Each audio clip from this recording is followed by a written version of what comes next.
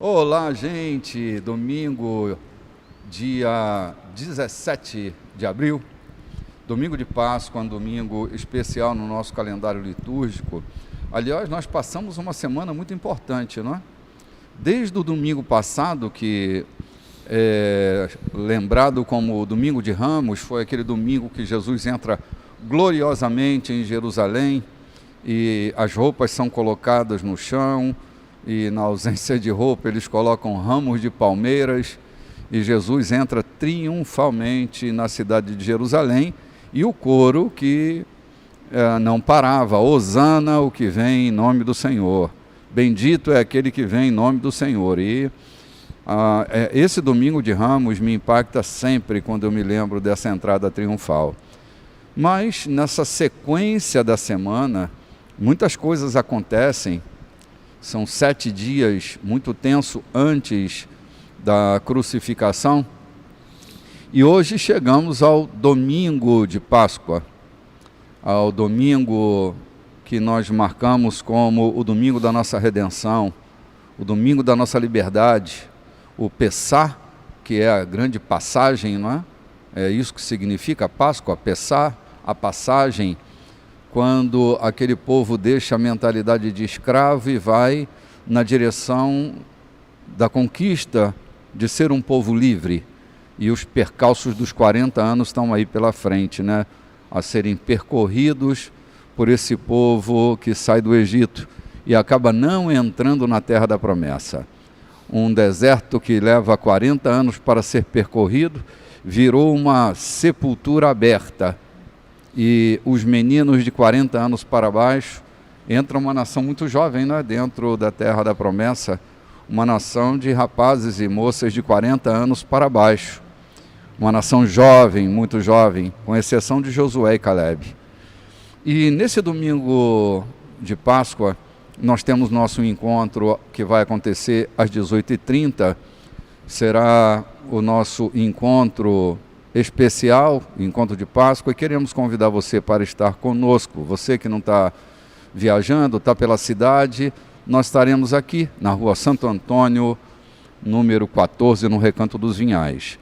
Quero saudar a todos com paz, um bom domingo, e também dar as boas-vindas à minha querida irmã Loide Nogueira. Seja bem-vinda, Loide, essa manhã.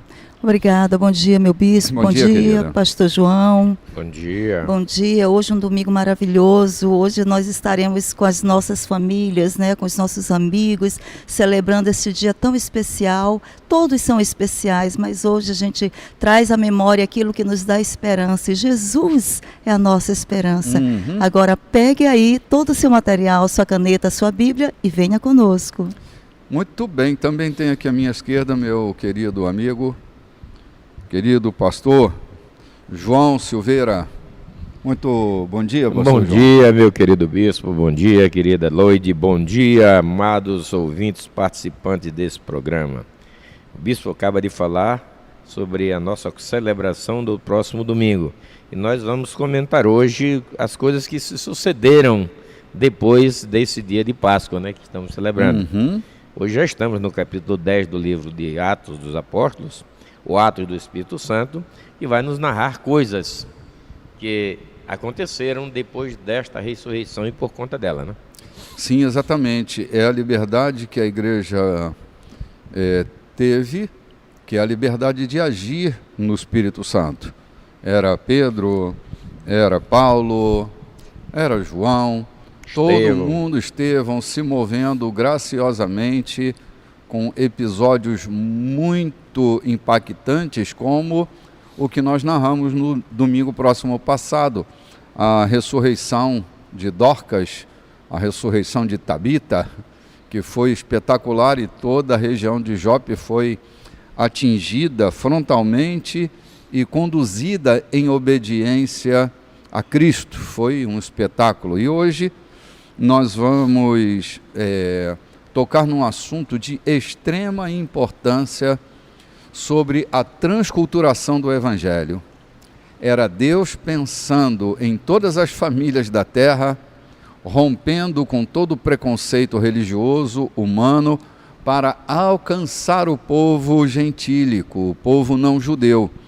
E segredos estão por serem revelados. E Pedro é o primeiro a receber a mensagem da transculturação. Pedro é o primeiro que carrega a mensagem aos gentios. Nós vamos ver isso de uma maneira muito preciosa, muito impactante. E eu começo já a leitura desse texto, né? Que é o capítulo 10, como disse o pastor João, de Atos dos Apóstolos. Havia em Cesareia um homem chamado Cornélio, comandante da guarda chamada Italiana, ali da cidade. Era um homem muito bom e levou todos os da sua casa a adorar a Deus com sinceridade. Estava sempre ajudando os necessitados e tinha o hábito da oração. Certo dia, por volta de 3 da tarde, ele teve uma visão. Um anjo de Deus tão real quanto uma pessoa apareceu a ele e disse: Cornélio. Cornélio olhou para o anjo, imaginando que estava vendo coisas, alucinado, e perguntou: o que queres? O anjo disse: suas orações e suas ofertas se anteciparam a Deus, chamaram a atenção de Deus. Agora faça o seguinte: mande alguns homens a Jope para buscar Simão, aquele que todos chamam de Pedro. Ele está hospedado na casa de Simão, o curtidor de couro, que fica perto do mar. Assim que o anjo saiu, Cornélio chamou 2 empregados e um soldado de confiança e contou o que tinha acontecido e enviou-os a Jope. Deixa eu parar aqui no versículo 8. Gente, olha que coisa espetacular é o que a gente está lendo. Era um homem não judeu, um comandante da guarda italiana, um homem de autoridade militar, ligado ao governo romano, que tem um coração, um altar dentro do peito. Não tinha um músculo, tinha um altar dentro do peito, que mesmo sendo ele um gentio, reconhecia a soberania divina e adorava a Deus. 2 coisas acontecem: ele adora a Deus e ele se importa com o próximo. A qualidade, o adjetivo que ele carrega é de ser um homem de compaixão, que se apiedava dos necessitados. E aqui tem um dos registros mais importantes, que é a relação entre o homem e a eternidade. O que o anjo diz para ele é que 2 coisas se antecederam a ele no céu. Ele ainda estava vivo, mas 2 virtudes dele estavam chegando, antecipando a sua morada no céu. 2 grandes colunas estavam bem diante dos olhos de Deus, que eram as suas orações. E isso é magnífico, né? Saber que as nossas orações, João, elas nos antecipam. Antes de nós chegarmos lá, elas já estão chegando. Então vale a pena continuar orando, porque nossas orações são como perfume que são exalados, um bom cheiro que sobe dos incensários que somos nós até o trono da graça. E outra coisa, as nossas ofertas. Essas 2 coisas falam de nós e nos antecedem. As nossas orações e as nossas ofertas estão no mesmo peso da espiritualidade, porque não se oferta com o sentido monetário ou exclusivo do monetarismo. As nossas ofertas, quando nós estamos tratando de ofertar, seja a Deus, não é, ao próximo, essas ofertas, elas ganham um outro sentido. Eu chamo de ofertas redentivas. Ofertas que vão libertar alguém em alguma situação da vida. Quando eu estou ofertando, eu estou fazendo um investimento na eternidade. Eu estou usando o que é material para fazer correr o que é imaterial, para fazer circular o que é espiritual. E o anjo está revelando isso para Cornélio, que suas orações e suas ofertas, elas têm um sentido que é o sentido da comunicação entre o que é terreno e o que é celeste. Então, ofertar é uma coisa celeste. Ofertar é da ordem da espiritualidade, tanto quanto orar é da ordem da espiritualidade. Não se fala de uma coisa feia, uma coisa suja, uma coisa espúria, uma coisa que ganha a carnalidade. Não. Nossas ofertas e as nossas orações falam de espiritualidade. Eu, quando nasci no Evangelho, nasci numa igreja, e o bispo da nossa igreja, ele escreveu um livro chamado Dinheiro, um assunto altamente espiritual, e eu fiquei marcado ainda na minha juventude com esse assunto de dinheiro, um assunto altamente espiritual. Por que gente? Dinheiro é um assunto altamente espiritual, porque a miséria é um assunto altamente espiritual. E quando eu faço os recursos circularem, eu também estou, de alguma forma, dando sentido redentivo à palavra que precisa nascer na vida de alguém, a misericórdia, a compaixão que precisa nascer num solo necessitado. Essa foi uma experiência que Cornélio tem, que eu nunca mais me esqueci desde o dia que eu li. Coisa maravilhosa essa, hein, John?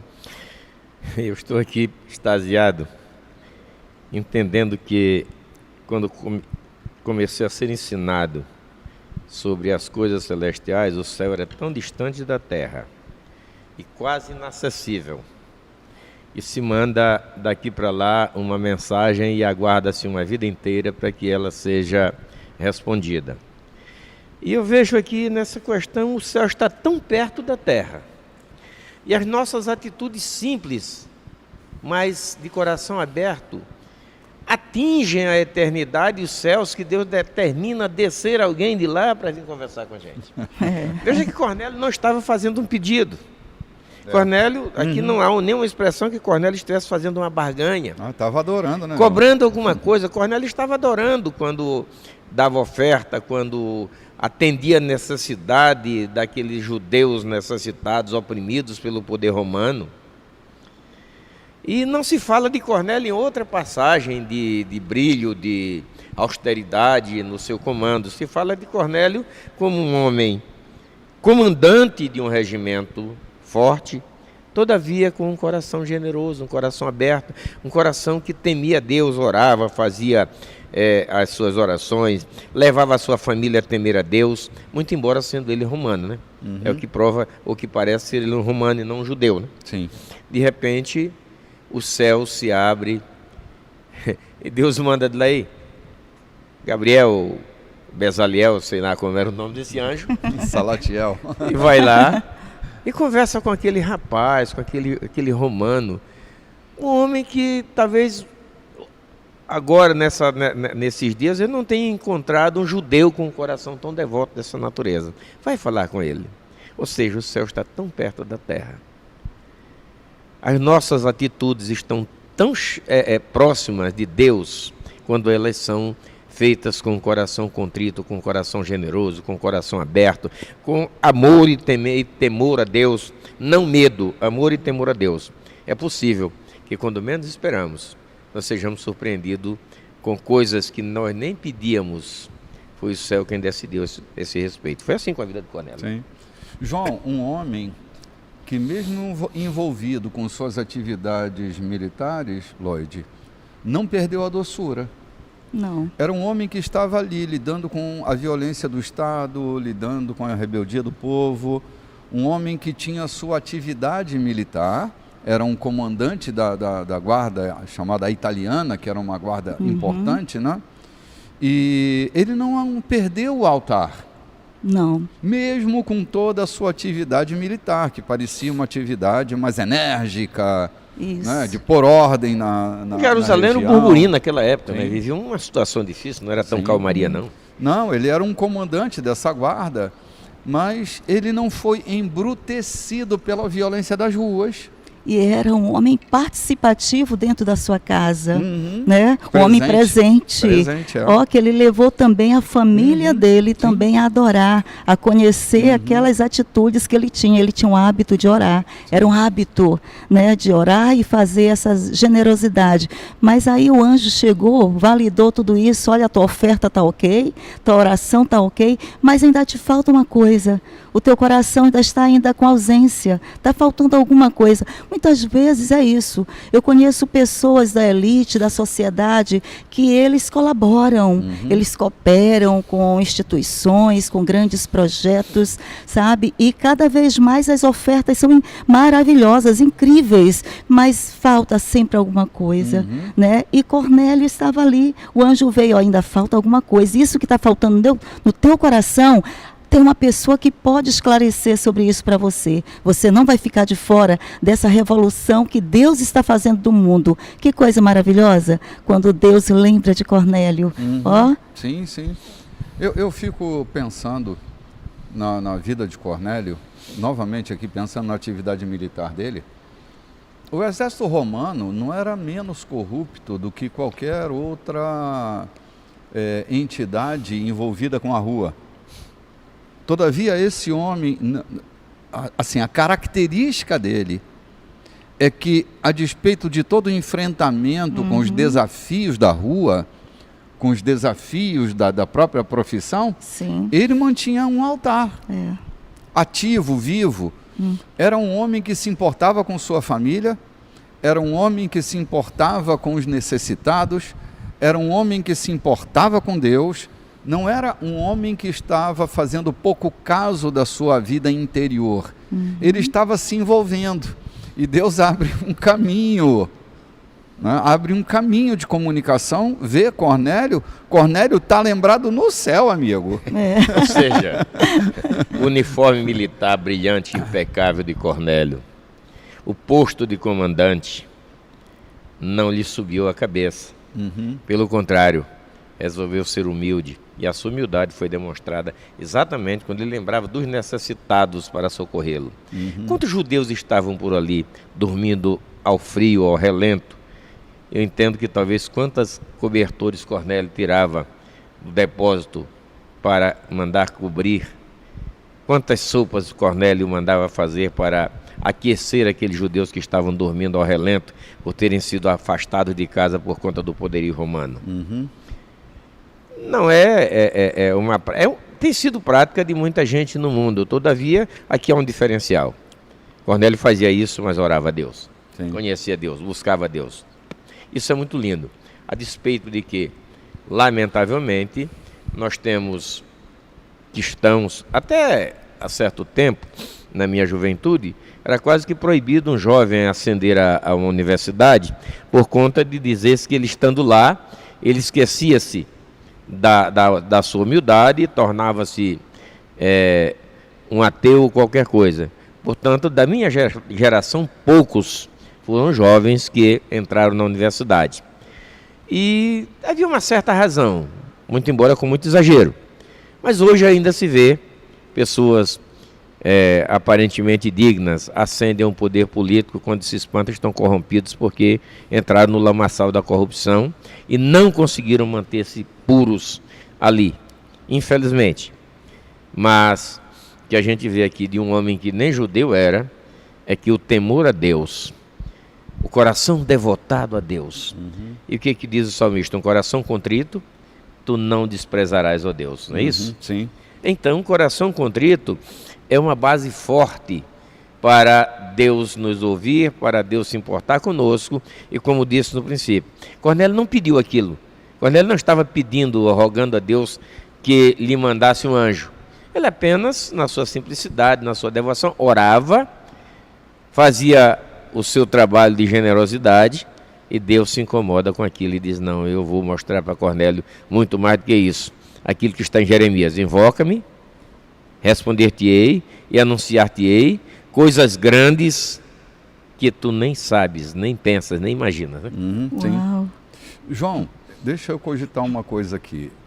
Eu não quero discutir se a galinha nasceu antes do ovo, ou o ovo nasceu antes da galinha, mas eu quero só fazer um contraponto no pensamento, que é assim, muitas vezes o que acontece é que a semente da corrupção está dentro do coração de uma pessoa, e quando ela se expõe a um meio, a uma circunstância, ela se associa com aquilo que está dentro do seu coração. Eu continuo achando que não é a política que corrompe, que não é o ambiente em que eu vivo que me corrompe. Eu penso que este é um vírus que já está dentro do coração, que só encontra espaço para que a corrupção se instaure, né? O menino que vai para a universidade, ele não se corrompe por causa da universidade. É possível que esse desvio já estivesse dentro dele. Havia-se uma crença na minha infância de que a ciência afastava o homem de Deus. Eu fui crescendo, observando e discordando disso o tempo todo, até que eu entendi o seguinte, que a boa ciência nos aproxima de Deus. O que nos afasta de Deus é a falsa ciência. Essa nos afasta de Deus, mas a boa ciência não. Então, a universidade, ela não afasta nossos meninos de Deus. Se eu tenho uma boa ciência, ela vai glorificar a Deus em toda a sua extensão. Seja uma ciência humana, seja uma ciência científica, a boa ciência, a medicina não afasta um homem de Deus. O direito não afasta um homem de Deus. Nem a filosofia afasta um homem de Deus. Eu conheço alguns filósofos que começaram negando a existência de Deus e no meio do caminho se renderam a ele por causa da própria estrutura da filosofia, não é? Então, assim, a gente não precisa ter medo da universidade, porque, pelo contrário, ela salienta a grande presença de Deus, a soberania divina, e isso é muito positivo para nós, mas era uma crença mesmo na tua época de menino, né? Eu hoje, eu já disse aqui algumas vezes, a gente tem uma filha médica que Deus nos deu essa oportunidade e ela sempre chega sorrindo lá em casa dizendo, pai, quanto mais eu estudo, quanto mais eu busco me aperfeiçoar no conhecimento do ser humano, mais eu me apaixono por Deus. Mas eu li essa semana, dentro que você falou, eu li essa semana a reversão de um ditado popular, que a ocasião faz o ladrão, né? Alguém dizendo, a ocasião não faz o ladrão, revela o ladrão que já está lá. É exatamente isso, João. Exatamente isso.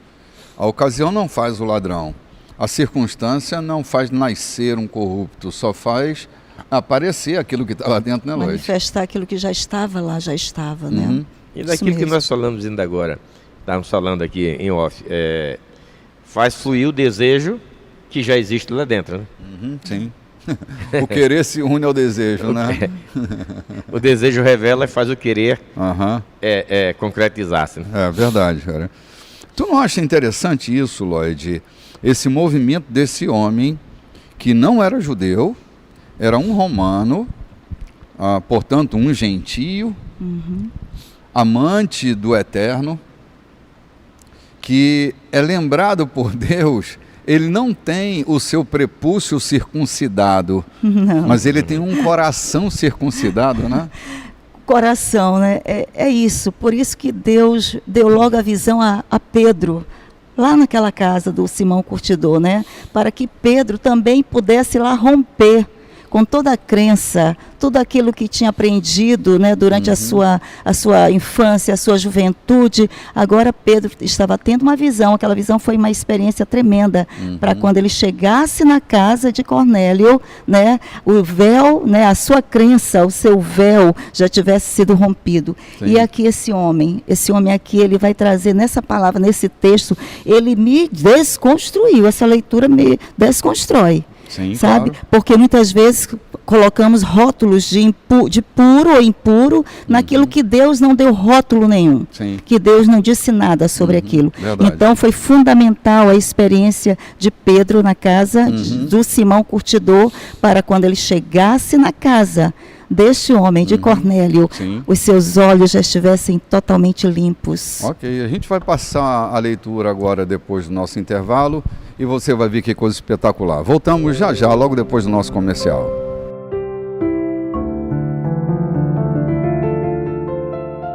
Olá, minha gente, estamos de volta. Esse é o segundo bloco da nossa programação desse domingo de Páscoa. E nós estamos aqui no texto de Atos capítulo 10, falando desse episódio fantástico, do impacto que Cornélio tem. Ao ter aquela visão, ele achava que estava tendo uma alucinação. E o anjo contando para ele coisas e dando a ele uma dica de que ele devia procurar Pedro lá na cidade de Jope, né? Ele manda 3 personagens, 2 empregados e um soldado, gente da sua confiança, que dá crédito à sua fala. Ele era um homem de reputação. Eles sabiam que Cornélio não estava brincando, eles conheciam bem o caráter desse comandante. E se deslocam 3 personagens que vão até a cidade de Jope, procurar na casa de Simão, o curtidor, onde está Pedro, aquele personagem que o anjo dá para o Cornélio como uma pessoa que ele deve procurá-lo. Há alguma coisa extraordinária para acontecer, e é extraordinária mesmo, gente, porque se vocês se lembram, até este momento, os cristãos eram basicamente judeus que aderiram à fé no Cristo, no Messias. Era uma comunidade messiânica. Quem havia recepcionado essa mensagem era absolutamente os judeus. Aí o que acontece? Deus vai quebrar um protocolo criado pelos homens, porque sempre esteve na mente do Altíssimo alcançar todas as famílias da terra. Por isso é que ele chama Abraão lá da Caldeia, que não era um judeu. Abraão não era judeu, né? Abraão era um caldeu. O primeiro judeu, por assim dizer, é Isaac, né? Que nasce, o riso, nasce do riso. Eu estava lendo um texto de um comediante que ele diz que o bom humor dos judeus vem da ordem de Isaac, né? O riso. Então, Isaac é que poderíamos dizer que é o primeiro judeu, mas Abraão não era judeu, era um caldeu. Por que Deus chama esse caldeu? Porque ele queria constituir nesse caldeu uma ponte para todas as famílias da terra. Ele diz isso para Abraão: em ti serão benditas todas as famílias da terra. E a partir daí, uma espécie, e me desculpe aqui se eu estou cometendo alguma agressão, me desculpem mesmo, mas havia uma certa presunção nos judeus de que eles eram o povo escolhido. Quando Deus escolheu as famílias da terra, aí Deus vai retomar seu plano de alcançar as famílias da terra. E ele vai quebrar esse protocolo de exclusivismo, o mesmo exclusivismo que os denominacionalistas às vezes têm. A dificuldade, João, de acreditar que há cristãos fora da nossa denominação, que há um céu só para a nossa denominação, Lloyd. Eu estou te dizendo isso não como uma ideia de exagero, é verdade. E nem como uma ideia aceita por nós, mas que Sim, permeia por aí. Que por aí afora ainda se... Hoje, muito mais enfraquecida essa mentalidade, mas ainda há esse sentimento de exclusivismo, né? Tipo assim, somos só nós. Nós somos os da verdade, como se a verdade tivesse dono, como se a verdade não fosse uma pessoa chamada Jesus. Então, assim, Pedro vai ter um choque agora, né? Uau. Ele vai se chocar, porque, caramba, ele não é capaz de perceber o que Deus está para fazer. Ele é um judeu, com uma mentalidade exclusivista, já havia dado um grande salto de sair do judaísmo e abraçar a fé livre no Messias, mas agora ele vai ser tomado por um novo sentido na jornada do Evangelho. O Evangelho vai sair do controle de Jerusalém e vai alcançar o mundo inteiro a partir dessa primeira quebra de paradigma. Depois vai acontecer com Paulo, mas agora vai acontecer com Pedro. Foi o primeiro emissário aos gentios. Pedro vai se trancar mais lá na frente um pouco, mas ele foi o pioneiro na mensagem do Evangelho para os gentios, né? Bom, está aqui, versículo 9, diz assim: no dia seguinte, enquanto os 3 viajantes se aproximavam da cidade, Pedro foi ao terraço para orar. É um problema orar, né? Porque quando a gente ora de verdade, gente, Deus começa a contar seus segredos e aí a gente se vê, às vezes, em apuros, porque Ele move com a nossa vontade. Ele apresenta a sua vontade. Ele quebra com o nosso desejo. Isso mesmo. E põe o seu desejo, o seu sonho. E é isso que vai acontecer. Pedro sobe para orar, né? E para consubstanciar isso, ele te tira do comodismo, ele te manda lá para o caminho de Gaza, que leva de pés, se bem que depois ele providencia um transporte aéreo, né? Sim. Ele faz Pedro sair de Jope, que é hoje Tel Aviv, e vai até Jerusalém, de pés. Não havia transporte nessa época motorizado, né? Ele tira do teu comodismo. É preciso que estejamos prontos. Verdade. Foi o primeiro teletransporte registrado na história, né? E aqui nesse versículo 9 me chama a atenção também que Deus tira do nosso comodismo ao meio-dia, não tem horário. Tem horário não. 3 horas da tarde, ao meio-dia. Enquanto fica esperando a comida ficar pronta. Justamente, enquanto o fogão está aceso, é hora de orar, tá? É hora de Deus falar, e Deus não tem hora não, está aqui, ao meio-dia. Exatamente. Era quase meio-dia. Sentindo fome, começou a pensar no almoço. Enquanto a comida era preparada, caiu em êxtase espiritual e teve uma visão. Viu os céus se abrirem e algo parecido com um lençol imenso, amarrado por cordas nas 4 pontas, desceu até o chão. Nele estava toda espécie de animal, répteis, aves e todo tipo de bicho. Então ele ouviu uma voz: vá em frente, Pedro, mate e coma. Pedro respondeu: de jeito nenhum, Senhor, nunca comi nem provei comida que não fosse preparada segundo os preceitos judaicos. Selo kosher. Eu nunca comi nada que não tivesse o selo kosher. A voz insistiu: se Deus diz que está tudo bem, está tudo bem. Uau. Isso aconteceu 3 vezes. Depois o lençol foi puxado de volta para o céu.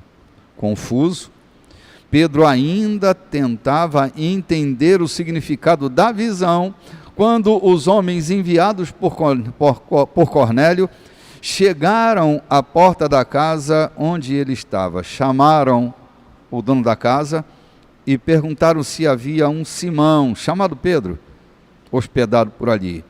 Pedro concentrado em seus pensamentos, não os ouviu. Mas o Espírito lhe disse: há 3 homens batendo a porta procurando por você. Desça e vá com eles. Não faça perguntas. Fui eu que os enviei. Pedro obedeceu e disse aos homens: sou eu, o homem que vocês estão procurando. O que aconteceu? E eles responderam: o capitão Cornélio,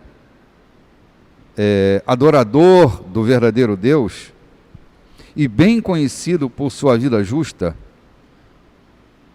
pode perguntar a qualquer judeu dessa parte do país, recebeu de um anjo a ordem de mandar buscá-lo, para que ele ouça o que o Senhor tem a dizer. Pedro pediu que entrassem e os deixou à vontade. Bom, parece até que perdeu a fome, né? Não sei se ele almoçou e depois partiu, mas olha a narrativa desses 3, olha o impacto sobre Pedro, que é fiel aos seus costumes. E Deus faz mostrar a Cornélio naquela visão simbólica, não é? Porque era um simbolismo. O que Deus estava falando era de gente, mas usou o símbolo dos animais impuros, descidos naquele lençol, e diz o que Deus disse que está tudo bem, está tudo bem. Vai, mata e come, está tudo bem, está tudo certo. É uma voz divina. Pedro não é ignorante à voz divina. Enquanto ele está tentando discernir a visão, Deus está interpretando para ele a visão, levando aqueles 3 homens para falar de um gentio, que é homem temente, um adorador do Deus verdadeiro, que era um homem justo, e que isso podia ser comprovado por todos os moradores judeus daquela região. Ou seja, ele não era conhecido só pelo bairro que ele morava, ele era conhecido por toda a região como um homem justo, como um homem que temia a Deus e o adorava. Isso move com Pedro, e Pedro compreende esse diálogo, talvez ainda não com toda a minúcia da clareza, mas ele compreende que há alguma coisa, que Deus está revelando alguma coisa que não revelou a ninguém ainda. Deus está contando seus segredos para um homem que ora, Deus está contando seu segredo para um homem que adora. Conta para Cornélio e conta para Pedro, 2 homens que estão envolvidos com uma coisa, João e Lloyd, a oração e a adoração. Homens que oram, homens que adoram, detêm segredos divinos, porque Deus conta seus segredos para aqueles que o adoram.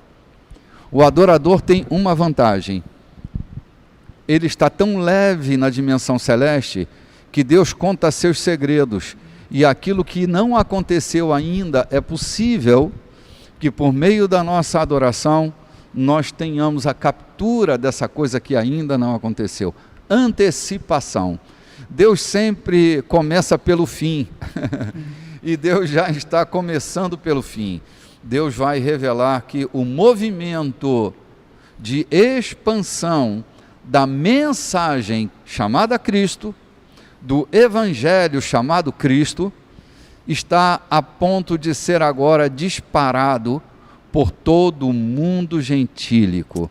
E agora está retesando o seu arco e vai dar o primeiro passo na direção de um homem que o adorava, ainda que não fizesse parte do ritual religioso. Era um homem que tinha um coração propício para ouvir os segredos de Deus. Que lindo. Gente, tem vida fora da nossa congregação. Tem remanescente.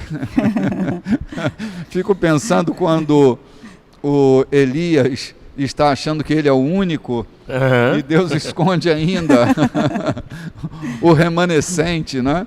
Tem sempre alguém. Eu me lembro do mito da Cangapara, João, que a cangaparazinha está lá dentro do poço achando que ela é a única sobrevivente da enchente, né? E que o lugar maior para viver é aquele? O lugar maior para viver é o fundo do poço, até que sua prima, que vem numa enchente, diz para ela: olha, eu venho aí do mundo, andei pelo Japão, viajei mundo afora. E que mundo, Uau. rapaz? O mundo não é o fundo do poço? Eu estou aqui desde que eu nasci.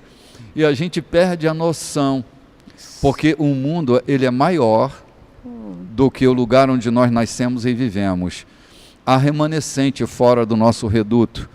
Há um métier maior do que o métier que a gente vive, né? Bispo, isso me traz a uma reflexão de que mesmo temente a Deus, mesmo prontos para fazer a mensagem divina, mas aquilo que nos foi incutido, que nos foi ensinado, se não houver uma busca, uma revelação divina, uma dependência do Espírito Santo, nós ainda muitas vezes nos mantemos apegados àqueles ensinos, àqueles costumes. Pedro estava apegado, preso ainda aos costumes, apesar de tudo. O que é que o texto diz?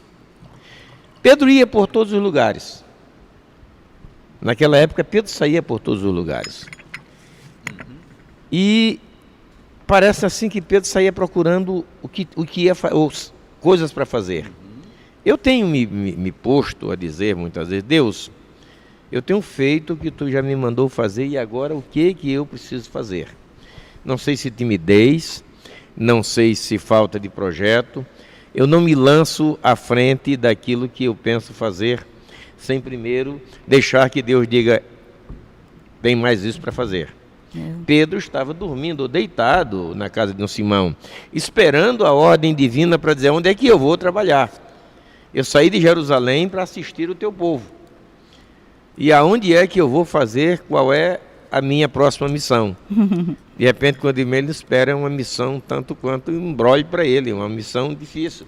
É sair do seu conceito judaico, porque não havia nada de contradição em ele ser cristão e cumprir os preceitos judaicos. Todavia, para ele foi uma dificuldade sair daquele conceito para atender à voz de Deus. Mas Deus, quando manda, ele não faz confusão na cabeça de ninguém. Como dizia o irmão lá de Porto Alegre, o irmão Peteco, permita contar essa brincadeira aqui, o irmão Peteco contando o testemunho dele na tribuna e dizendo: veja como o diabo é saliente. Eu ia descendo a Tiradentes na minha bicicleta e ouço uma voz lá de cima dizendo: solta o guidão, irmão Peteco. E eu soltei o guidão, meu irmão, e desci a ladeira. Olha como a minha cara está toda ralada. E outro irmão que estava lá dentro: irmão Peteco, deixa de ser inocente, deixa de ser ingênuo. O senhor, quando chama, não trata por apelídio.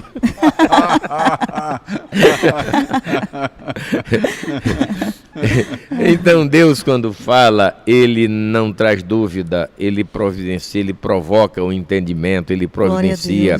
Veja o que ele fez com Pedro. Ele não simplesmente mandou Pedro ir à casa de Cornélio, mas antes ele deu entendimento a Pedro, para que ele chegasse na casa de Cornélio livre dos seus conceitos, livre dos seus preceitos judaicos, porque ele estava na casa de um cidadão romano. Todavia, um servo de Deus. Isso. E olha, é maravilhoso quando o adorador, essa intimidade que o adorador tem com aquele a quem ele adora, né? Ouvidos estavam ali abertos, atentos a ouvir a voz de Deus, tanto de Pedro como os ouvidos de Cornélio.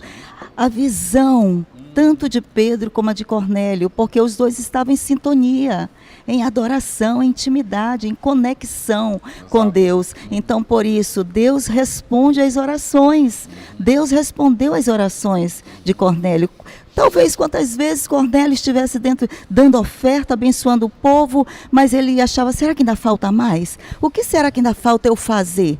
E naquele dia veio a resposta: Cornélio, vem um homem aí que está em Lida, manda chamar ele, vai lá, traz, porque ele vai te contar algumas verdades que falta a você saber. Lloyd, o ambiente... Deus fala de muitas maneiras. Deus fala no meio da tempestade, Deus fala no cicio, Deus fala dentro de uma caverna.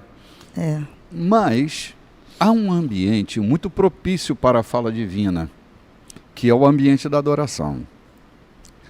A palavra adorar, que foi traduzida do grego para o português como adorar é a palavra prosconeus. Prosconeus é aproximar-se de Deus e beijar a sua face. Aproximar-se de Deus e beijar a sua face. Aham. É essa intimidade. É essa quebra de barreira. É essa cortina, é esse véu retirado. É essa camada movida que me aproxima de Deus. E quem consegue, quem discerne, aproximar-se de Deus e beijar a sua face, está muito próximo dessa fala divina. Então, adorar é a atitude mais responsável e mais sensível que a gente alcança. Não se adora só no meio de um culto.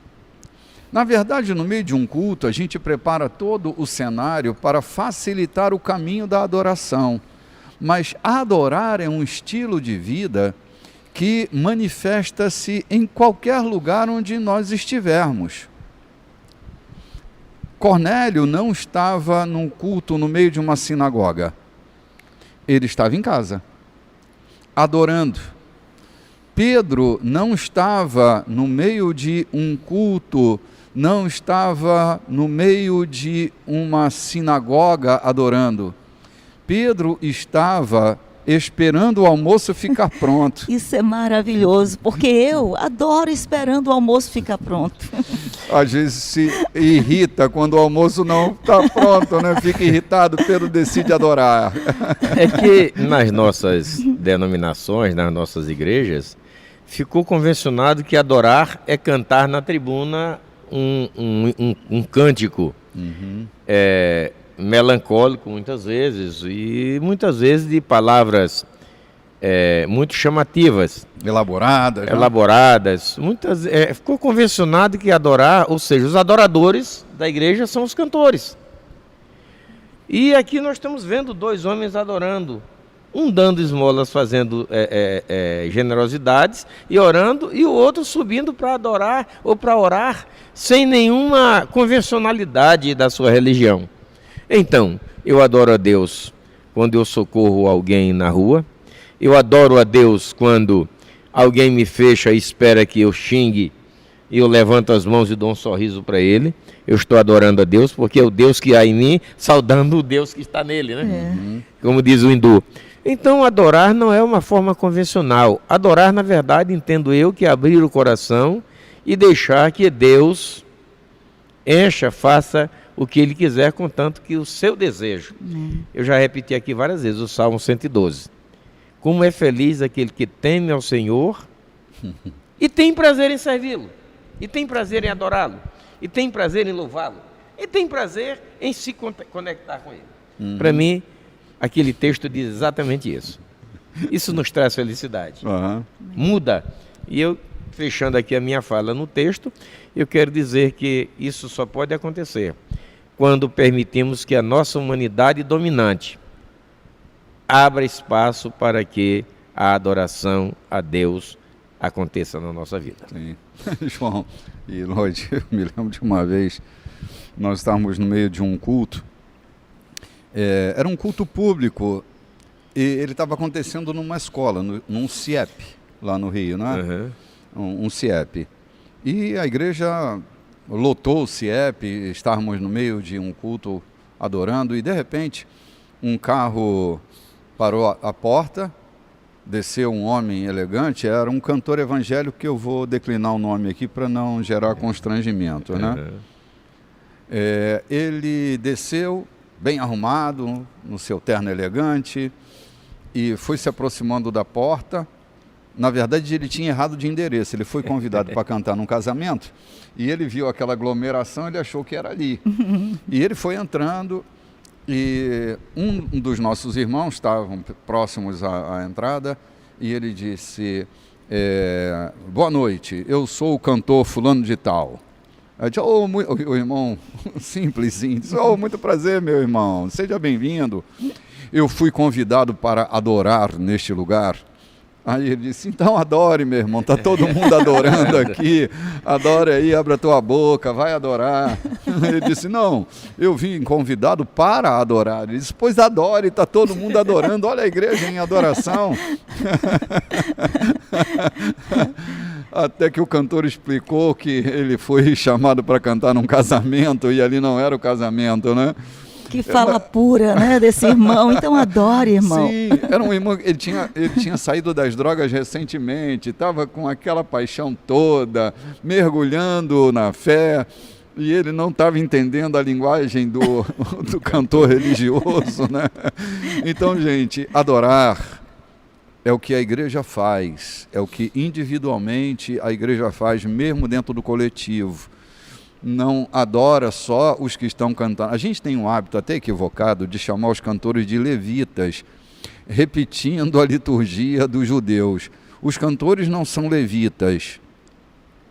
É uma linguagem equivocada. Nós queremos manter um padrão judaico nos nossos cultos. Os cantores são cantores. Eles nos ajudam. Eles têm a voz mais clara, são mais afinados, ensaiaram, então eles são guia para nós adorarmos, mas a adoração é de todos nós, gente. Nós vamos ali tomar um cafezinho e voltamos já já.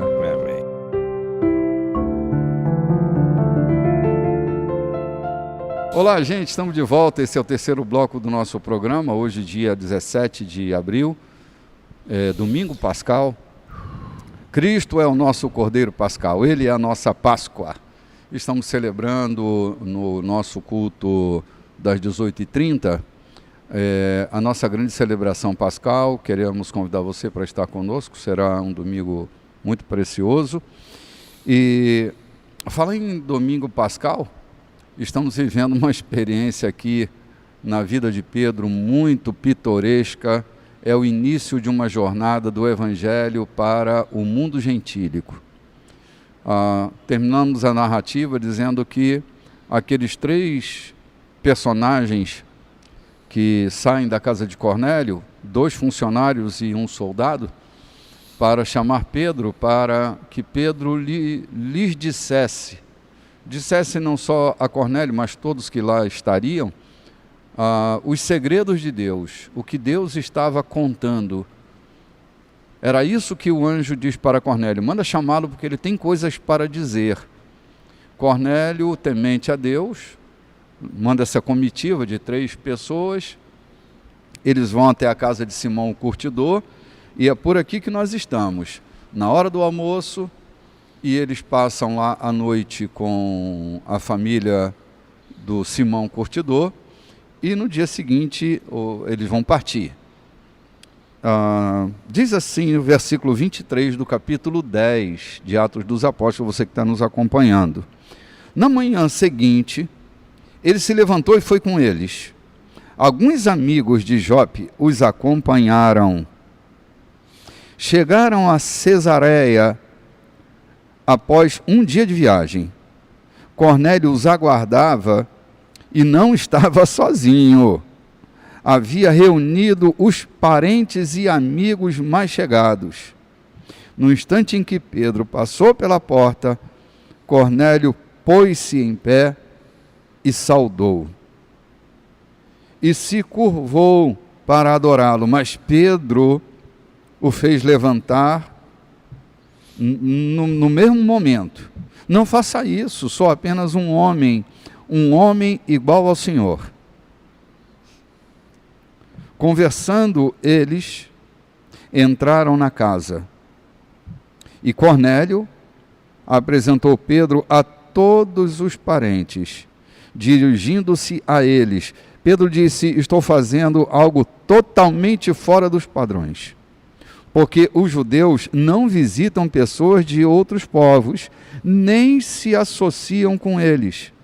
Mas Deus me mostrou que ninguém é melhor que ninguém. Eita lá. Por isso, tão logo fui enviado, eu vim, sem fazer perguntas. Mas agora gostaria de saber por que vocês me procuram. Ponto. Ponto. Gente, tem algumas coisas para a gente considerar nesse trechinho que a gente leu. Primeiro, ninguém é melhor que ninguém.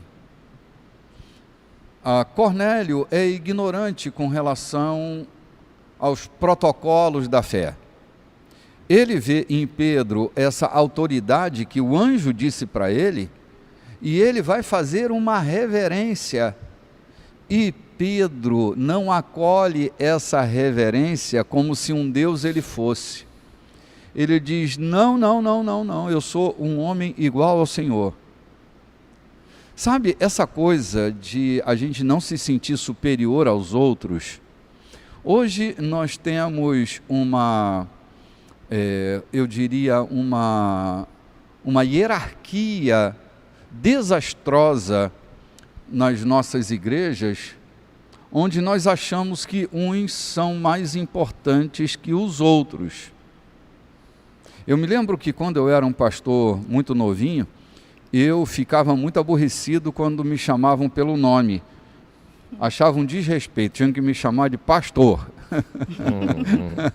Mas o meu nome não é pastor, e pastor não é um título, é uma função exercida no meio da nossa irmandade, e eu ficava aborrecido porque achava que estavam me desrespeitando. Na verdade, as pessoas estavam querendo intimidade e eu estava querendo distanciamento. Pedro está dizendo, não, nós somos iguais. Deus, quando olha para nós, nos vê pessoas iguais.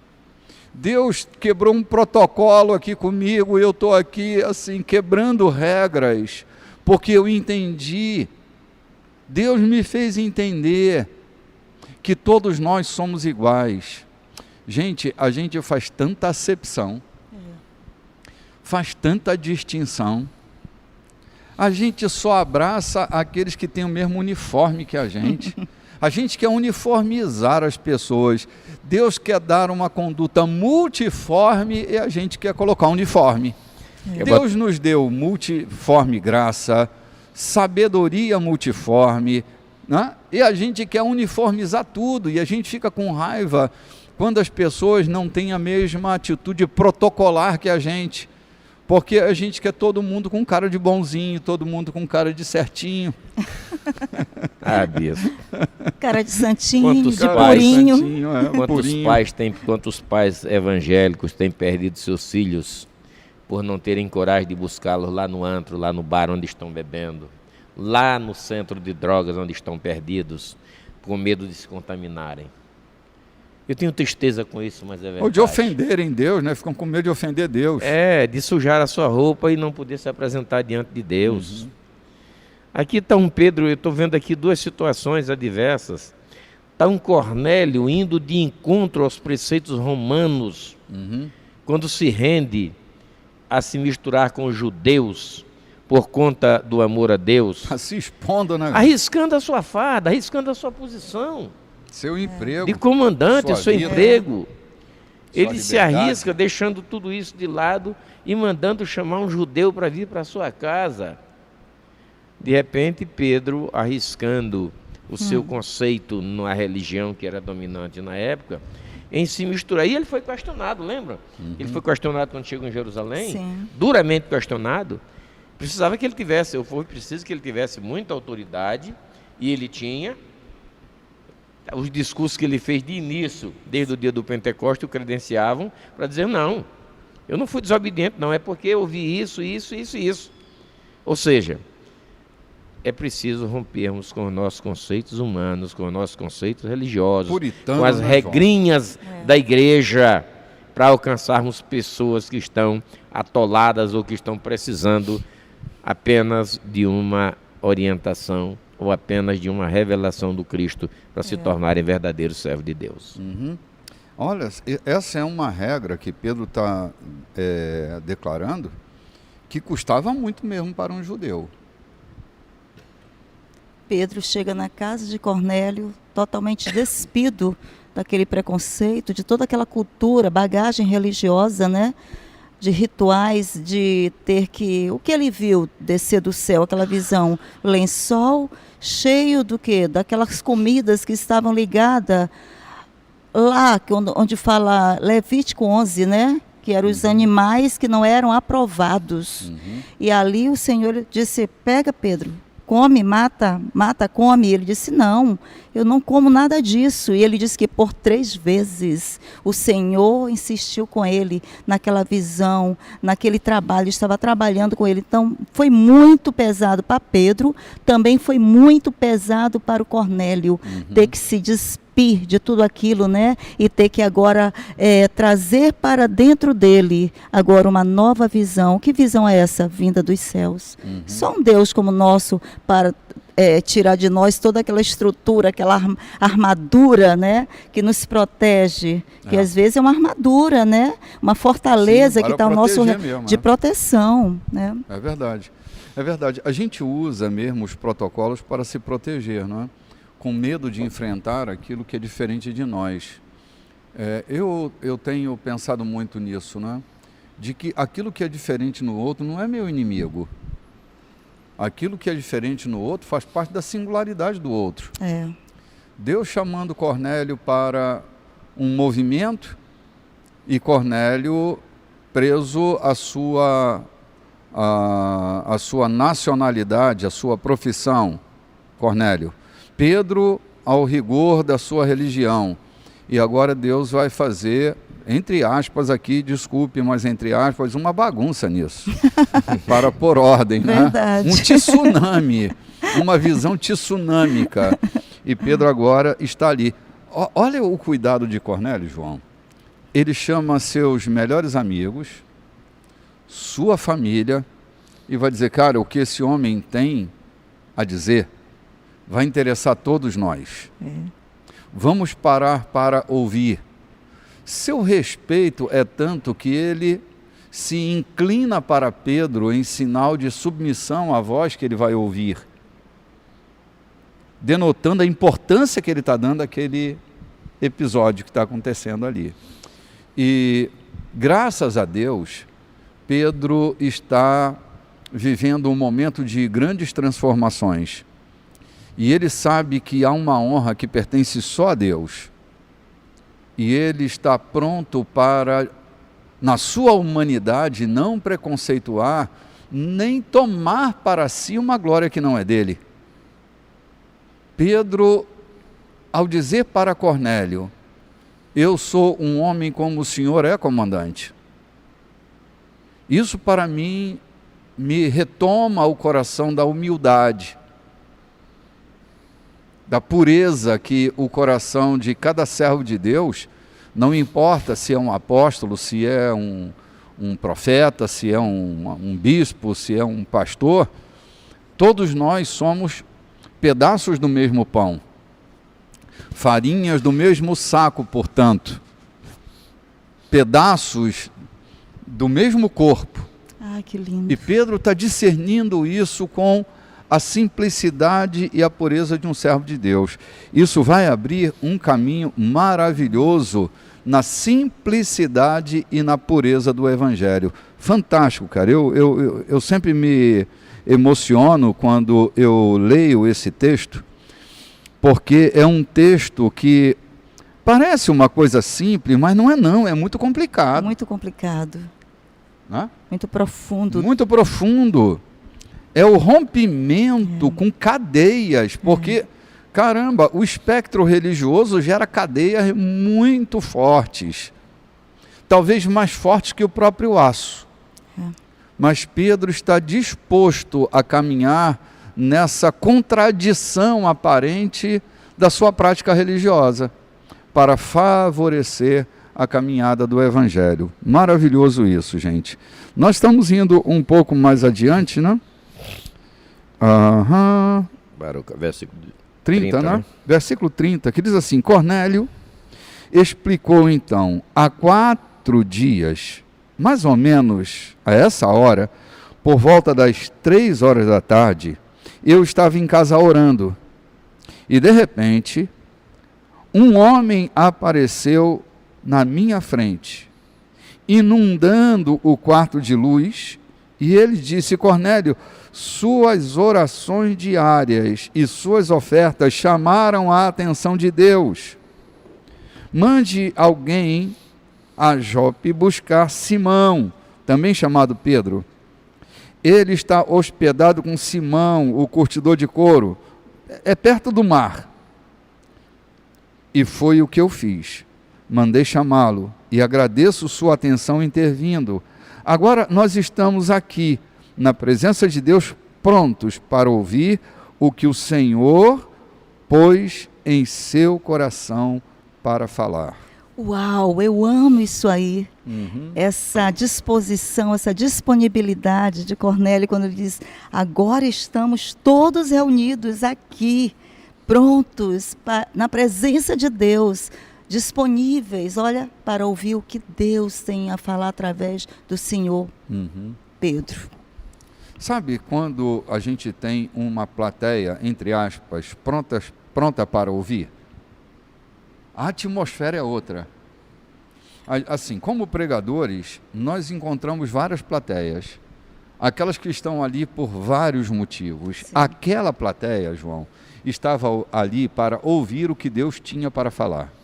Isso faz toda a diferença, né? Está me prendendo isso aqui, exatamente isso aqui. O sentimento de Cornélio por Deus, a intimidade que Cornélio tinha, mesmo sem conhecer nada de religião. A expressão aqui do versículo 33 afirma por duas vezes: estamos todos aqui esperando diante de Deus. A mensagem que ele te mandar que trouxesse, que traga para nós. Glória. Ou seja, não estava ali uma formalidade, não era ali o cumprimento de um voto: eu vou fazer um culto de aniversário, se eu ficar bom dessa cirurgia que eu vou fazer, eu voto que vou fazer um culto a Deus, aí enche de bolo, enche de convidados ilustres. E Deus talvez não tenha sido convidado. Eu tenho ensinado isso no interior. Você convida todo mundo, mas não convida Deus para vir no seu culto, que você vai pagar a sua promessa, seu voto, qualquer coisa. Você convida seus melhores amigos para celebrar o seu aniversário e faz um culto como finalização disso, e não convida Deus para ser o pregador dessa noite, ou aquele que vai dizer o que deve ser feito. E por isso nada acontece. Já Cornélio, um homem que não tinha conhecimento religioso nenhum, tinha apenas temor a Deus, mas ele se expressa de forma linda, dizendo: estamos aqui, todos aqui, esperando diante de Deus, para ouvir a mensagem que o Senhor mandou que você trouxesse. Não é a mensagem que tu vem trazer para nós, não. Não. É que ele mandou que tu trouxesse. Tu diz para teus amigos: o que nós queremos ouvir é o que Deus mandou. Quantas vezes nós vamos ao culto sem esse propósito?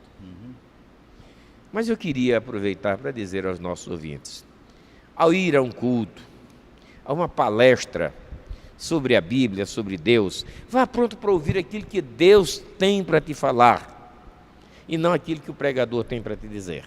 Às vezes achamos engraçado, às vezes aprendemos até algumas frases de efeito, todavia voltamos vazios. Por quê? Porque não fomos prontos para ouvir.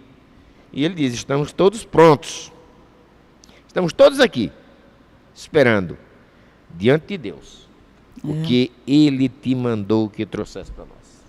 Essa palavra de confiança, é importante, né? Gente. Estamos diante de Deus. Isso é de muita importância para nós. Às vezes vamos ao culto para cumprir a obrigação religiosa, para que aquele domingo não passe em branco, para que não percamos a bênção, como dizia o meu pai: cada culto perdido é cada bênção.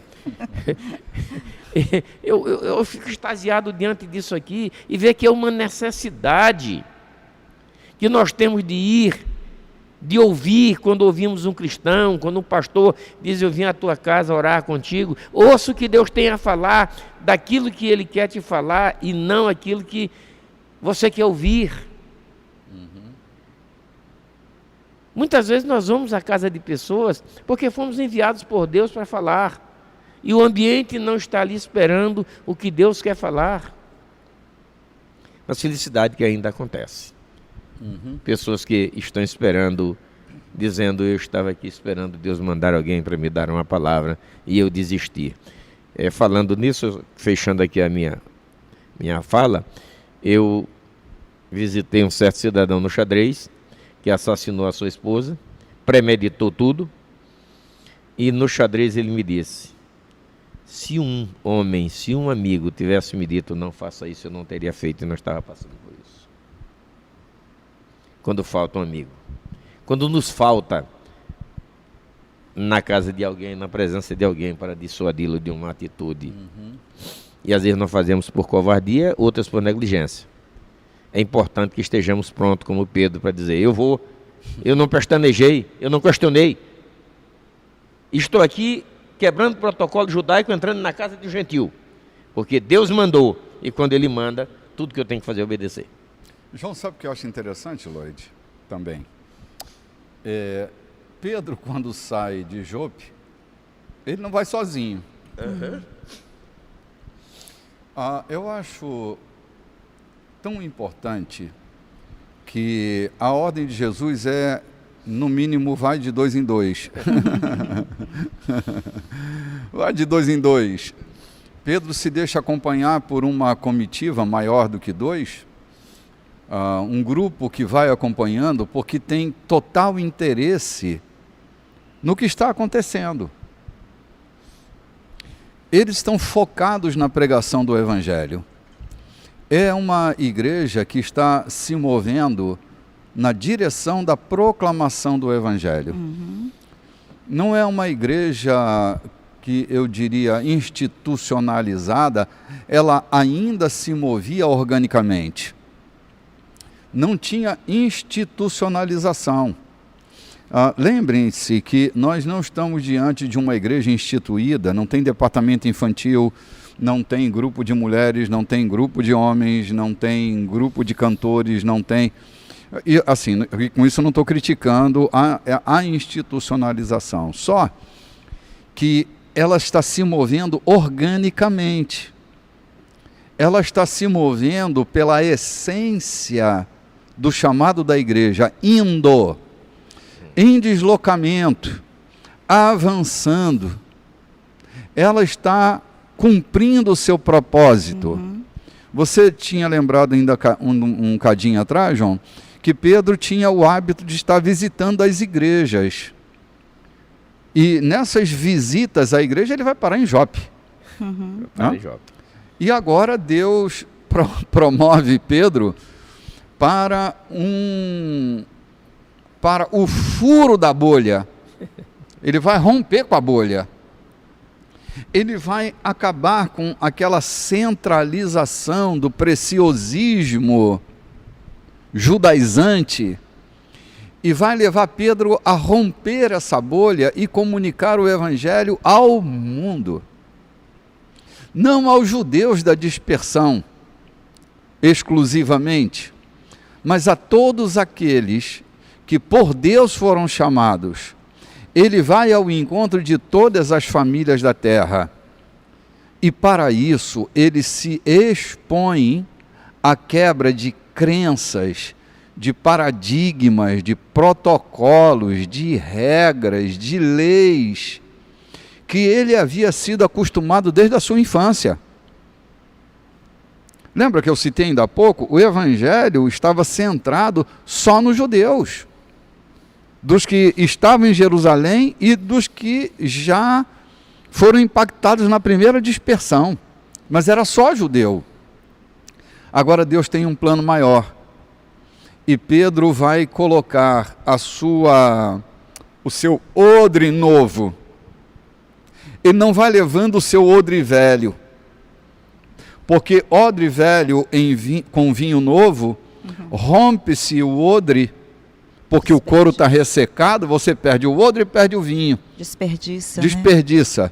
Pedro vai apresentar para Deus um odre novo, ou seja, um couro flexível, capaz de suportar o novo mover. Pedro não se cristaliza, Pedro se flexibiliza, e por causa dessa flexibilização, é possível alcançar aquela comunidade que agora está composta por Cornélio, seus parentes e seus amigos, que estão recebendo a pregação do Evangelho. E já já a gente vai entrar no discurso de Pedro, né, João? Se a gente não flexibilizar, nós seremos com aqueles guardas que vigiam a cidade que Deus não está vigiando. Deus não está nem mais aí para aquela ali, o cara está ali vigiando, né? Guardando uma cidade que Deus já não está mais guardando. Lembrando de Pedro aqui, lembra daquele cidadão sentado com a gente, lá na nossa piscicultura, quando senta diante da gente e diz: você acha que Deus aceita uma bicha velha como eu? Uhum. Se a Bíblia diz isso, você acha que Jesus vai querer um homem pervertido como eu? Lembra disso? Sim, lembro, claro que lembro. Ele chorou naquele dia. Oi, passamos boas horas conversando com Bob. Quem duvida não é eu de encontrar Bob na vida eterna, viu? Sim. João, nós temos muitos preconceitos e não vamos entrar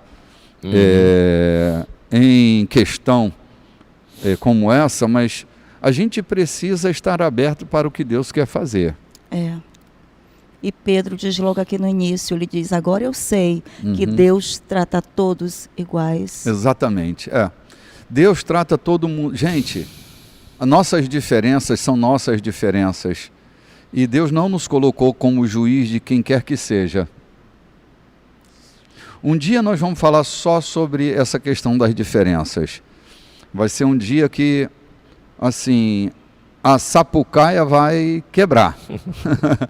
Porque a gente vai refletir em profundidade o que é que Deus de verdade está pensando. Porque assim, muitos dizem que Deus está pensando no que Deus não está pensando.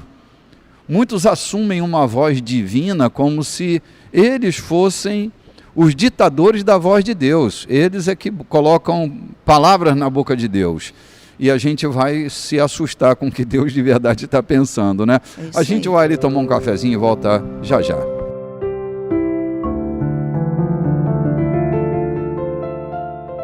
Olá, gente. Estamos de volta para o nosso quarto bloco.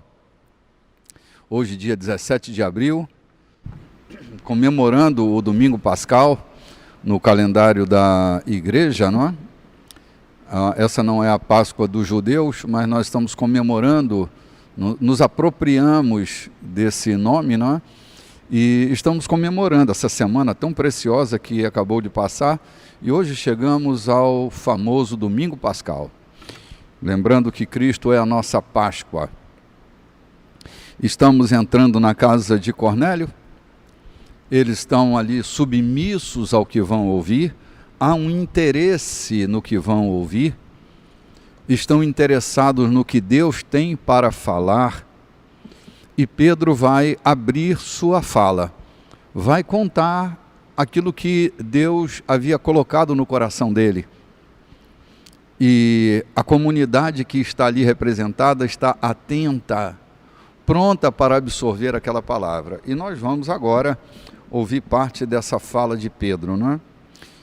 Versículo 34 do capítulo 10 de Atos dos Apóstolos, você que está chegando agora e está nos acompanhando, capítulo 10 de Atos dos Apóstolos, versículo 34, que diz assim: Pedro então passou a contar-lhes as boas notícias. Esta é a verdade de Deus e nada pode mais ser tão mais claro. Deus não tem prediletos. Caramba, deixa eu parar aqui só para respirar. Olha o impacto dessa mensagem. Essa é uma verdade clara, incontestável, irretocável, irredutível, irreconciliável. Deus não tem prediletos. Não importa sua etnia ou sua origem. Se tem sede de Deus e estão prontos a fazer o que Ele diz, a porta está aberta. A mensagem que Ele enviou aos israelitas é que por meio de Jesus Cristo, todas as coisas estão sendo restauradas. E agora vejo que Ele está fazendo isso em toda parte com todo mundo. Vocês devem saber o que aconteceu na Judéia. Começou na Galileia, quando João apareceu pregando uma mudança de vida radical. Depois chegou Jesus, o Jesus de Nazaré, ungido por Deus com o Espírito Santo, e percorreu a nação, ajudando o povo e curando todos os que eram oprimidos pelo diabo. Ele podia fazer isso porque Deus estava com ele. Ponto. Ponto. Gente, que coisa espetacular essa. O segredo que Pedro, de forma simples, nada rebuscado, sem grandes elaborações, está dizendo para eles: Deus ama todos os povos e todas as nações, chama todos ao arrependimento, para uma mudança radical. Mudança radical é mudança de raiz. Radical vem de raiz, não é? Para uma mudança radical. E ele não faz acepção de pessoas, ele não tem prediletos. Todos os homens que estão dispostos a caminhar com Deus estão livres para passar pela porta chamada Cristo e encontrar o seu próprio caminho em Jesus. Essa é a mensagem que Pedro está trazendo para aqueles que não eram judeus. Ele está abrindo os seus olhos, seus ouvidos e seus corações para essa magnífica jornada, a caminhada com Deus por meio de Jesus.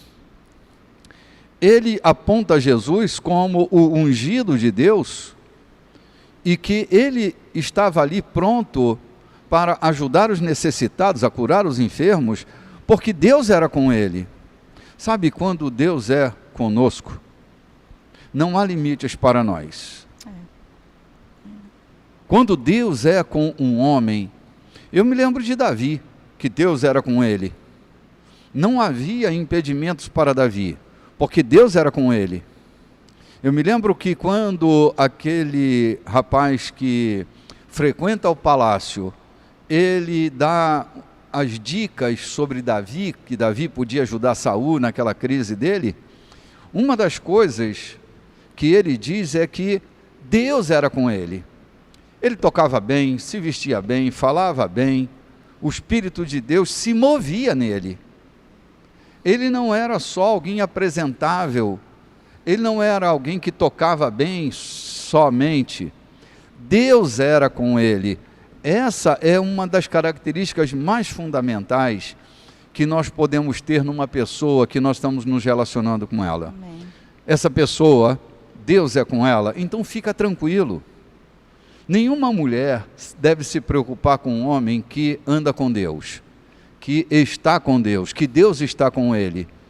Nenhum homem precisa se preocupar com uma mulher que Deus está com ela, que Deus anda com ela, que ela anda com Deus. Pais não precisam se preocupar com filhos que caminham com Deus, porque estarão caminhando com a companhia mais segura que alguém pode ter, a presença de Deus em sua vida. Isso gera tanto conforto e tanta segurança nas relações, e é disso que Pedro está dizendo. Ele podia fazer isso porque Deus estava com ele. Ele não era um franco atirador. Ele não era um operador da sua própria vontade. Deus estava com ele. E quando Deus está com você, nada é impossível.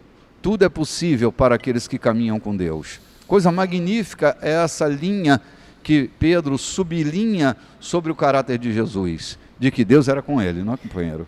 Meu querido, eu queria que consubstancial, que a gente já vem dizendo há tempo, e foi difícil para mim tirar da cabeça, de que os milagres que Jesus fazia não era porque era filho de Deus. E hoje eu estou pegando o versículo que bate de cheio exatamente com aquilo que eu vim aprender e tirar, fazer essa mudança de raiz. Sabem também que Deus ungiu Jesus de Nazaré com o Espírito Santo e com poder. E então Jesus saiu fazendo coisas, porque Deus era com ele. Não era porque ele era Deus, mas porque Deus era com ele. Exatamente. Um homem com quem Deus vivia. Um homem que foi ungido pelo Espírito Santo para fazer coisas extraordinárias. Então está aqui. Quem tiver dúvida, pode ler o versículo 38 do capítulo 10 do livro de Atos, que dá para tirar a dúvida. Jesus fazia porque era um homem cheio do Espírito Santo. Mas eu queria voltar aqui um pouquinho quando Pedro diz: por que Deus não tem favorito? Vem uma pergunta. E por que Saul não foi aceito por Deus e Davi era um homem segundo o coração de Deus? Alguém pode perguntar, eu já me perguntei. E eu fui atrás dessa resposta. Quando havia um problema, uma ameaça para Israel, Saul mandava chamar os profetas e dizia: consultem o Deus de Israel. Quando havia qualquer circunstância, até para oferecer um sacrifício, Davi dizia assim: eu não oferecerei sacrifício ao Senhor meu Deus. Ao Senhor meu Deus. Então, como Deus podia ser Deus de Saul, se ele era Deus de Israel e não de Saul? Veja a diferença. Um homem que teme a Deus, como foi dito no Que experiência pessoal se tem nisso, né? No bloco anterior, sentar no colo de Deus e virar o seu rosto para si. Era o que Davi fazia. Davi sentava no colo de Deus e dizia: Senhor, eu pequei, eu fui o cara mais crápula da vida, mas a tua misericórdia é infinita para com aqueles que te buscam. Então me perdoa. Pode castigar, mas me perdoa. Que o teu juízo venha sobre mim, né? Pode me castigar, mas me perdoa. Nessa fala de Pedro aqui, eu vejo assim, como Deus fala, como Pedro fala com tanta propriedade, porque ele foi testemunha ocular, né? De toda essa caminhada que Jesus fez. Então, quando ele chegou aqui diante de Cornélio, ele deu essa explicação, ele falou desde da Galileia, ele falou que Jesus expulsou demônios, curou pessoas, ele tinha propriedade, porque ele falava sem nenhum medo, né? Porque ele tinha propriedade, ele viu todas as coisas que o Senhor fez, e depois ele disse: olha, aqui está o ponto-chave de tudo. Ele disse: e ele morreu e ressuscitou, e agora nós estamos aqui com essa incumbência de trazer essa palavra, por isso eu cheguei até você, porque essa é a mensagem que você precisa ouvir. Perfeito. Né? Que Jesus morreu, ressuscitou, está vivo, e vivo está, e nós estamos aqui na sua casa para trazer essa palavra. Era isso, Cornélio, que você precisava ouvir. Que coisa tremenda, né? Essa propriedade, autoridade, como ele fala diante de todos. Porque ele não é alguém que ouviu falar, ele não disse: eu ouvi, não, né? Parece que ele curava, eu ouvi dizer que não, ele fez e aconteceu. Ele deu um relatório cheio de tantas, né, palavras de autoridade, propriedade. Que coisa maravilhosa. Pedro é maravilhoso, né? Quando ele explica, quando ele traz para Cornélio essa palavra sustentada, porque ele era essa testemunha ocular, né, dos milagres de Jesus Cristo. Sim. Continuando aqui, diz assim: nós mesmos fomos testemunhas de tudo que ele fez na terra dos judeus e em Jerusalém, onde o mataram, pregando numa cruz. Mas 3 dias depois, Deus o ressuscitou, e ele foi visto, mas não por todos. Ele não se apresentou publicamente como antes. E nós somos as testemunhas escolhidas por Deus. Fomos nós que comemos e bebemos com Jesus depois que ele voltou dos mortos. Ele nos deu a tarefa de anunciar essa verdade, de apresentar o solene testemunho de que ele é aquele que Deus designou juiz dos vivos e dos mortos. Oh, glória! Mas não estamos sozinhos nisso. Afirmamos que é somente por meio dele que recebemos o perdão dos pecados, o que é confirmado por todos os profetas. Mal a mensagem foi anunciada, o Espírito desceu sobre os ouvintes. Os judeus convertidos que acompanhavam Pedro não podiam acreditar no que estavam vendo. Não podiam crer que o dom do Espírito Santo fosse derramado sobre os não-judeus. E como? E eles os ouviram falar em línguas e louvar a Deus. Pedro perguntou: podemos negar o batismo com água a essa gente? Há alguma objeção? Afinal, eles receberam o Espírito Santo como nós. Não havendo oposição, ordenou que eles fossem batizados em nome de Jesus Cristo. E Pedro foi convidado a ficar com eles alguns dias. Meu Deus do céu, é quebra de protocolo demais. Me lembro uma vez que minha mãe, ela foi a um encontro de oração, e era um encontro de oração numa igreja que era muito rigorosa com relação aos costumes, aos hábitos.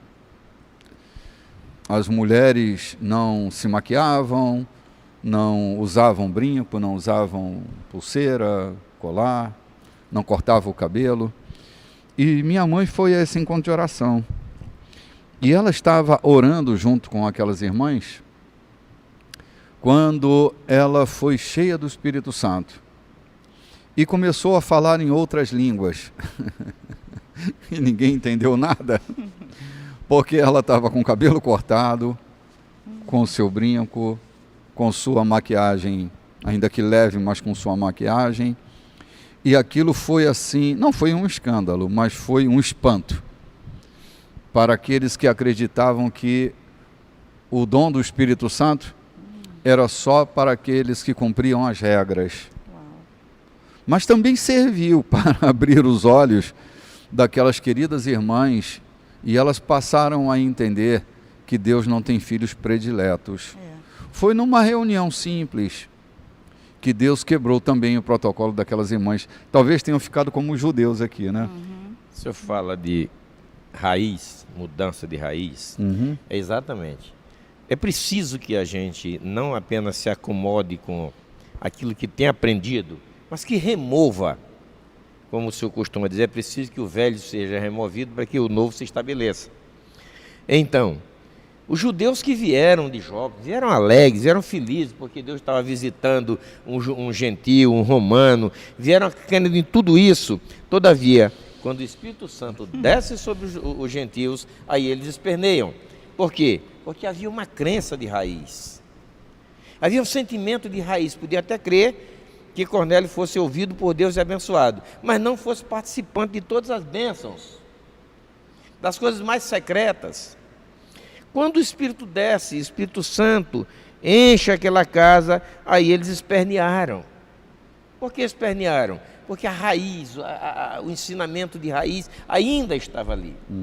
Olha, gente, com todo respeito a todos e a mim mesmo, eu já venho há mais de 40 anos tentando tirar cascalho da minha vida de aprendizado religioso, e de vez em quando eu ainda me pego tentando reaver coisas que já não servem mais para um cristianismo livre e aberto, sem cumprimento de regras, mas com o coração cheio de Cristo, que me faz cumprir as regras sem obrigação. Existem regras que são como uma cebola, vai sendo descascada aos poucos, né? Aos poucos elas vão sendo rompidas. A clareza do Evangelho, Lois, contribuindo contigo, já te devolvo a fala. A clareza do Evangelho, ela nos é dada por camadas. Você vai adentrando essas camadas e vai descobrindo que há novas camadas em profundidade. Se a gente quer viver em aprofundamento, a gente tem que estar disposto a ter que remover ou ver esse véu se rompendo. Não tem como você entrar pelo novo e vivo caminho se você não atravessar o véu da sua carne. Se o grão de trigo não morrer, né? Sim, então assim, é preciso romper o véu. Vou te devolver a palavra aqui, desculpe interromper. Não, foi excelente contribuição. Muito obrigada, bispo. Esses discípulos que estavam acompanhando Pedro, meu Deus, isso aqui foi um discipulado, né? Porque assim, a gente vai aprendendo no caminho, né? Eu estou aqui aprendendo, eu estou aqui no caminho. Tá? Não é que eu sei, eu estou aprendendo junto com meus pastores, com meus líderes.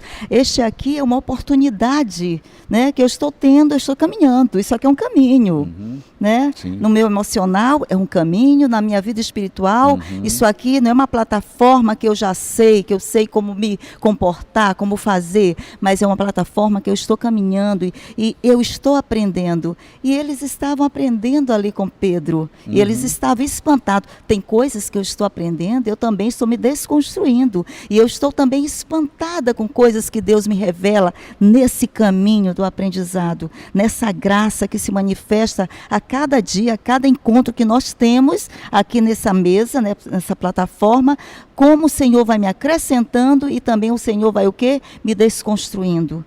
E aqui a minha mente, o meu novo olhar, eu vou me refazendo, como eu me coloco no lugar daquele povo que acompanhou Pedro naquele dia. Naquela casa, eles achavam que apenas fazer uma visita ao militar, mas ali estava já uma igreja, né, precisando de ser, né, ser assessorada, ministrada, administrada pelo homem como Pedro, trazendo ali uma verdade sobre aquele povo. E a verdade qual era? Jesus morreu, ressuscitou e agora o Espírito Santo está aqui para conduzir vocês a lugares mais altos, a um lugar mais longe. Olha, Pedro se move num conceito, Lloyd, que é bom a gente pensar mesmo em profundidade. Pedro não está dizendo para Cornélio e para os seus amigos que eles estavam sendo aceitos por ele. Pedro está dizendo que eles estão sendo respeitados pela diferença deles. Às vezes a gente se arroga, João, ao direito de aceitar ou não aceitar o outro. E não é isso, não é isso, não é isso. A questão não é aceitar, compreender, a questão é respeitar. A diferença deles não serem judeus, serem um povo gentílico, levou Pedro a dizer, Deus não tem predileções. Então assim, não é que eu vou te aceitar porque você é diferente, porque não está na minha mão. Na minha mão está o respeito que eu tenho que ter pela diferença. Mas isso, quanta prepotência nós já usamos com pessoas que vêm de determinados meios e nós nos sentimos superiores, dizemos, te aceitamos, e Jesus Cristo te aceitou e você é meu filho na fé. Sim, João, nós precisamos conceituar o respeito. Porque assim, se me aceita ou não me aceita, não importa muito isso, mas que me respeitem. Ok? É isso aí. Me respeitem porque eu sou quem eu sou. Não tem que me aceitar. Não tem que me aplaudir. Não tem que me acolher, mas vai ter que me respeitar. É o respeito, e é isso que Pedro está dizendo, né? De início, ele abre a porta, parece que ele abriu a porta da casa de Cornélio para ele já foi dizendo, né? Sim. Agora eu sei que Deus trata todos como iguais. Exato. Né? Porque assim, Pedro quebra aqui com a ideia da presunção de que eles estão numa posição de aceitar ou não aceitar. É presunção nossa, João. Aceitar ou não aceitar.